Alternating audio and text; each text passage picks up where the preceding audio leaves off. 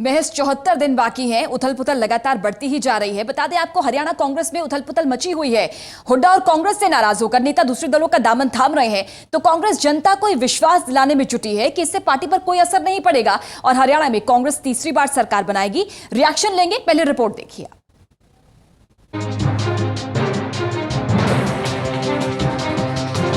हरियाणा कांग्रेस में भले ही भगदड़ मची हो और पार्टी के बड़े बड़े नेता दूसरे दलों का दामन थाम रहे हो, लेकिन कांग्रेस को ना तो इसकी परवाह है और ना ही चिंता। कम से कम प्रदेश अध्यक्ष अशोक तंवर के बयान से तो यही कहा जा सकता है, क्योंकि उनका मानना है कि लोकसभा चुनाव के बाद पार्टी मजबूत हुई है। समझता हूं कि पिछले लोकसभा चुनाव के बाद लगातार कांग्रेस मजबूत हुई है, मजबूती से उभर करके आई है और कोई अगर नेता छोड़ के गया वो तो अपवाद है। अशोक तंवर अपनी पार्टी को जहां मजबूत बताकर तीसरी बार सरकार बनाने का दावा कर रहे हैं, तो वहीं उनका कहना है कि बीजेपी भगोड़ा जोड़ो पार्टी बन रही है और चुनाव में जनता अपना फैसला करेगी कि वो किसको चुनते हैं। और ये तो भगोड़ा जनता पार्टी तो आज बीजेपी की बजाय वो तो भारतीय जनता पार्टी भगोड़ा जोड़ो पार्टी हो गई है। तो भगोड़ा जोड़ो पार्टी में मैं समझता हूँ कि जोड़ लें जिसको जोड़ना है। जब संगठन नहीं है, आधार नहीं है, कोई उनकी उस तरीके से वो नहीं है, तो किसी कारण से जीत गए थे, लेकिन मैं समझता हूँ कि अब उसका कोई असर नहीं। चुनाव से पहले विरोधियों पर हमला कोई नई बात नहीं है। जाहिर है अशोक तंवर भी कुछ इसी राह पर चल रहे हैं। अब देखना होगा कि इसका फायदा अशोक तंवर और कांग्रेस को मिलता है या नहीं। टोटल न्यूज के लिए कैमरा पर्सन रविंद्र रावत के साथ बैद्यनाथ झा की रिपोर्ट। और हमारे तीन खास मेहमान लगातार हमारे साथ बने हुए हैं। अनिल विज जी हैं, राजीव जेटली और कृष्णमूर्ति हुड्डा जी हमारे साथ फोन लाइन पर बने हुए हैं। कृष्णमूर्ति साहब, ये कैसे पॉसिबल है कि बिना नेताओं के, बिना चेहरे के आप तीसरी बार सरकार बनाएंगे? और इस दावे का आधार क्या है? क्या मानते हैं आप? लोग आपको सपोर्ट, आपको वोट क्यों करेंगे? देखिए, हमारे पास नेताओं की कमी नहीं है। लोकसभा चुनाव हारने के बाद करीब हमारे पार्टी प्रेसिडेंट ने, अशोक तंवर जी ने और मुख्यमंत्री ने करीब 60 सभाएं की हैं। 5 लाख लोगों को पार्टी से जोड़ा है। तो इसलिए हम कहते हैं कि हमारे पास किसी चीज की कमी नहीं है। वीरेंद्र सिंह चले गए और कई वीरेंद्र सिंह हमारे पास अभी हैं। और मैं एक बात वीरेंद्र सिंह जी से पूछना चाहता हूं कि जब वो मंत्री थे तो उन्होंने सरकार की सहायता से कॉलेज बनाया और पेट्रोल पंप अपने परिवार के नाम से इन्होंने लिया। क्या वो पेट्रोल पंप किसी वर्कर को नहीं दिला सकते थे? क्या वो कॉलेज किसी और वर्कर जो उसके वर्करों के साथ घूम रहे हैं, इस प्रकार का फायदा उन वर्करों को नहीं दे सकते थे? जितना भी फायदा लिया स्वयं लिया। तो मैं ये पूछना चाहता हूं, वीरेंद्र सिंह ये बताएं कि जो लोग उनसे जुड़े हुए हैं उनके लिए उन्होंने क्या किया? और 5 साल वो जींद जिले के 3 मिनिस्टर रहे। अगर जींद जिले का विकास नहीं हुआ था तो इनको उस समय प्रोटेस्ट करना चाहिए था। भूपेंद्र सिंह हुड्डा की सरकार से त्याग पत्र देके सड़क पे आना चाहिए था। लेकिन हुड्डा साहब, ये बताइए, आपने कहा कि लोकसभा इलेक्शंस के बाद अब तक 5 लाख लोगों को आपने जोड़ा है, लेकिन क्या आपको लगता है कि जो नए जुड़े कार्यकर्ता या नेता हैं ये बराबरी कर पाएंगे राव इंद्रजीत की, बीरेंद्र सिंह की, अवतार सिंह भड़ाना की? महज 74 दिन बाकी है इलेक्शंस में। क्या मजबूती दे पाएंगे आपकी पार्टी को ये बड़े नाम, ये नए नाम और नए कार्यकर्ता? देखिए, इनसे ज्यादा मजबूत हैं हमारी पार्टी में लोग।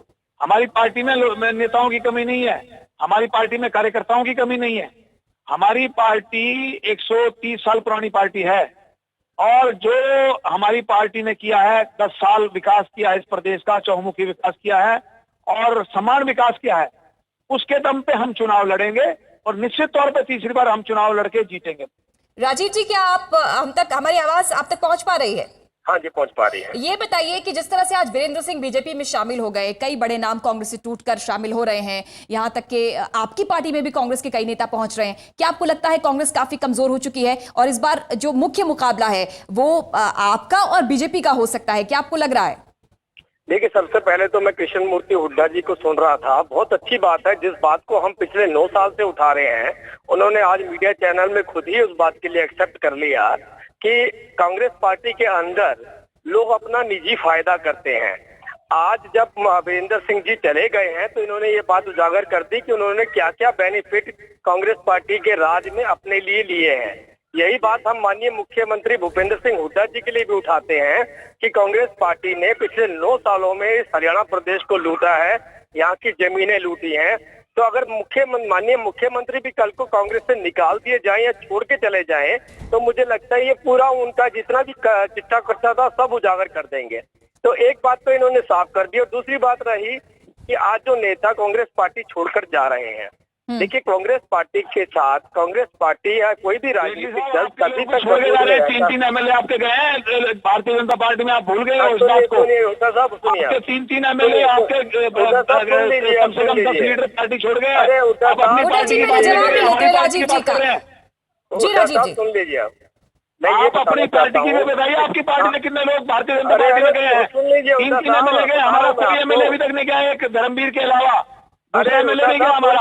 और आपकी पार्टी के कम से कम 3 एमएलए और कम से कम 6-7 एक्स एमएलए राजीव जी, सच्चाई में से ये भी है कि बेनिफिट हर दल हर पार्टी देखती है। राजीव जी, मेरा सवाल ये है कि बेनिफिट जो है वो हर दल हर पार्टी देखती है। जैसे ही आप लोगों को पता चला अवतार सिंह भड़ाना नाराज है, कांग्रेस से इस्तीफा दे चुके हैं, आपके अभय सिंह चौटाला और अवतार सिंह भड़ाना भी एक मंच पर नजर आए। अभय सिंह चौटाला ने यह भी कह दिया कि अब ये जो मुलाकात है मंच पर दिखने का सिलसिला बना रहेगा, यानी लपकने की कोशिश तो अब भी कर रहे हैं उन बड़े नामों को जो कांग्रेस से टूट रहे हैं। यही बताया, कोई भी राजनीतिक दल अगर होता है वजूद में तो उसके पीछे जनता का मैंडेट होता है। अगर जनता राजनीतिक दल के साथ ना हो तो राजनीतिक दल का अपना कोई वजूद नहीं रह जाता। और कांग्रेस पार्टी के साथ आज हरियाणा प्रदेश की जनता नहीं है, और यही वजह है कि जब जनता जिसके साथ होती है नेता भी उसी तरफ जाते हैं, और जनता ही नेता को बनाती है। तो जनता ने कबूल लिया है कि हरियाणा प्रदेश से कांग्रेस का सफाया करना है। अभी यही वजह है कि कांग्रेस किस तरह देख रहे हैं राजीव जी? अभी आपकी पार्टी कितनी मजबूत है? क्या आपको लगता है मोदी फैक्टर जो कि बीजेपी के साथ है, बड़े बड़े नाम जो कांग्रेस के टूटकर बीजेपी में शामिल हो रहे हैं, उसका सामना आपकी पार्टी कर सकती है? क्या आपको लगता है राजीव जी? मैं आपको यही बता रहा था कि जनता नेता बनाती है। जनता इंडियन नेशनल लोकदल के साथ है। इंडियन नेशनल लोकदल पार्टी के जो भी लोग जीत के आएंगे या जो भी नेतृत्व करेंगे, चाहे गली कूचे में ही करें, वो इंडियन नेशनल लोकदल के कार्यकर्ता करेंगे। और ये जनता इस चीज का जवाब देगी जब नेता के रूप में इनेलो के विधायक और इनेलो के सांसद बनकर आएंगे। प्रदेश से कांग्रेस पार्टी का सफाया हो जाएगा।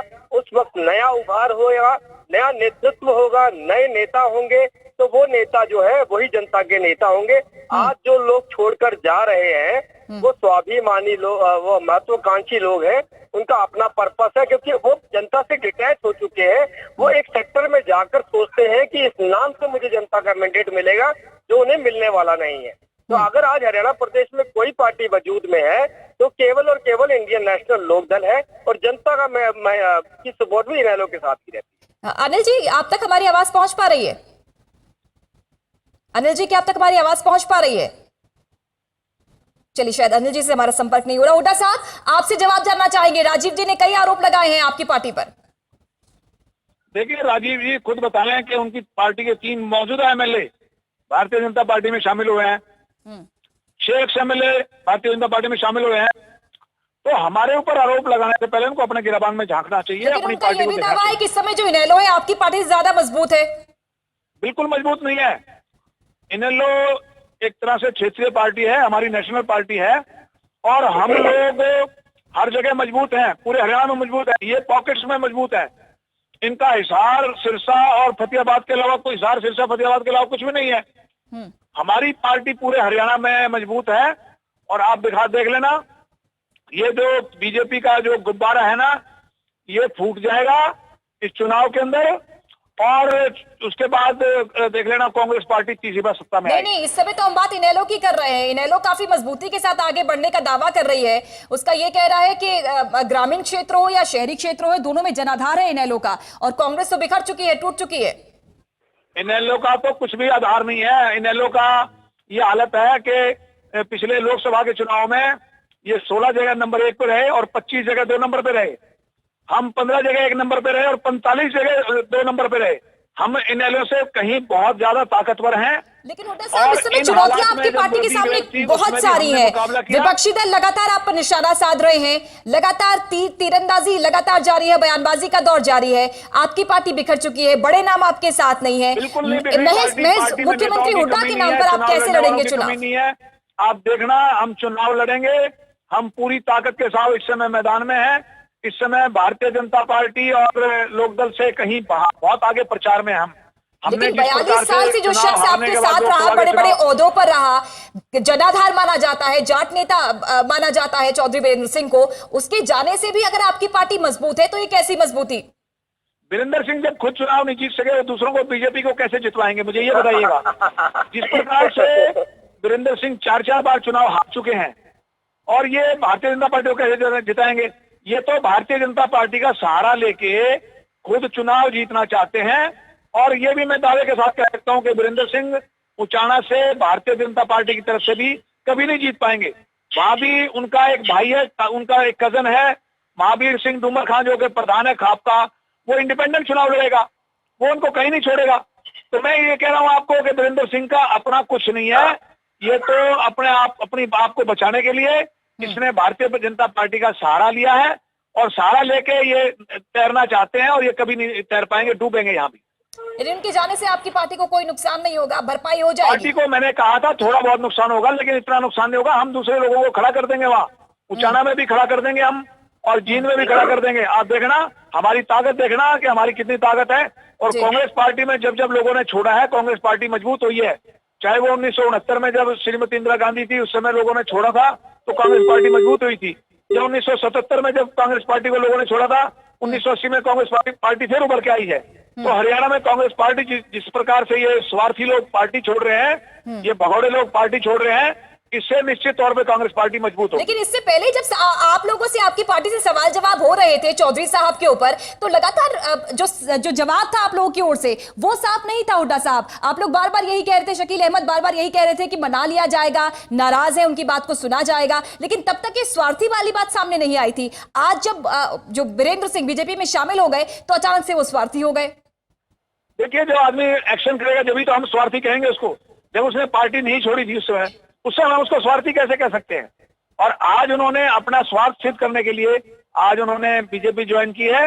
और ये देख लेना, मैं दावे के साथ कह सकता हूं। लेकिन आपने कि खुद उनका बताया था स्वार्थ हुड्डा कभी साहब कि पूरा 3 नहीं महीने होगा। तक बातचीत जारी थी, वीरेंद्र सिंह बीजेपी में बातचीत हो रही थी 3 महीने से।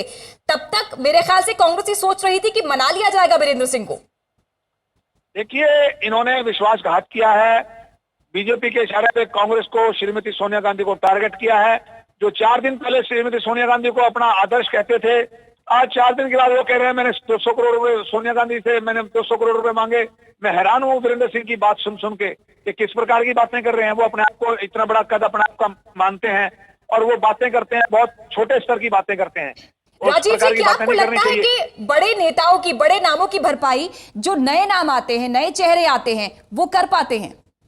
देखिए, इस बात में मैं इस तरीके से कहना चाहता हूं कि हम हमेशा यही बात कहते आए हैं कि इंडियन नेशनल लोकदल जो अपने उम्मीदवारों का चुनाव करता है वो जनता की सोच के हिसाब से करता है। अगर जनता की सोच बदलती है तो मैं अपने उम्मीदवार भी बदलने पड़ते हैं। हाँ, जरूर ये कहना चाहूंगा कि बड़े नामों की बहुत सख्त जरूरत होती है। बड़े नामों का अपना वजूद होता है। बड़े नाम अपना सहयोग देते हैं, अपने बुद्धिजीवी लोग होते हैं, अपनी राय देते हैं और राजनीतिक दलों को ऊपर उठाते हैं। लेकिन जनता की सोच को भी आप नकार नहीं सकते हैं। जनता की सोच के हिसाब से आपको चलना पड़ता है। नया नेतृत्व भी अपने आप में बोलता है, अपने आप में अपनी काबिलियत दिखाता भी है और उसको प्रूव भी करता है। तो मैं इस बात से एग्री करता हूँ कि दोनों चीजों का मिश्रण चाहिए होता है। सिर्फ नए नाम से काम नहीं चलता, पुराना और नया दोनों मिलकर ही मजबूती बनती है। सिर्फ एक तरफ की बात नहीं कर सकते हम।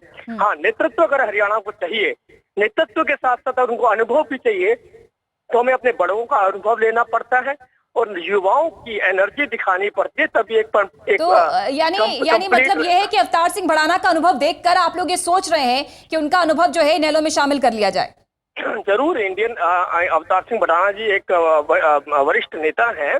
अवतार सिंह भड़ाना जी बहुत लंबे वक्त से राजनीति में जुड़े रहे हैं। अवतार सिंह भड़ाना जी अगर अपना अनुभव हमें देना चाहेंगे तो जरूर उनके अनुभव का यूज किया जाएगा, उनका उपयोग किया जाएगा। अनिल जी, क्या अब तक हमारी आवाज पहुंच पा रही है? अनिल जी से संपर्क नहीं हो पा रहा है, लेकिन हमारे साथ लगातार राजीव जेटली जी और कृष्णमूर्ति हुड्डा जी बने हुए हैं। चर्चा लगातार जारी है। बड़ा दिन था आज। वजह यह थी कि कांग्रेस का एक कद्दावर शेर, बांगर का शेर चौधरी वीरेंद्र सिंह शामिल हो गए हैं बीजेपी में, लेकिन कांग्रेस का यह कहना है कोई नुकसान नहीं हुआ। इस पर चर्चा लगातार जारी है। एक ब्रेक ले रहे हैं, जल्द हाजिर होते हैं।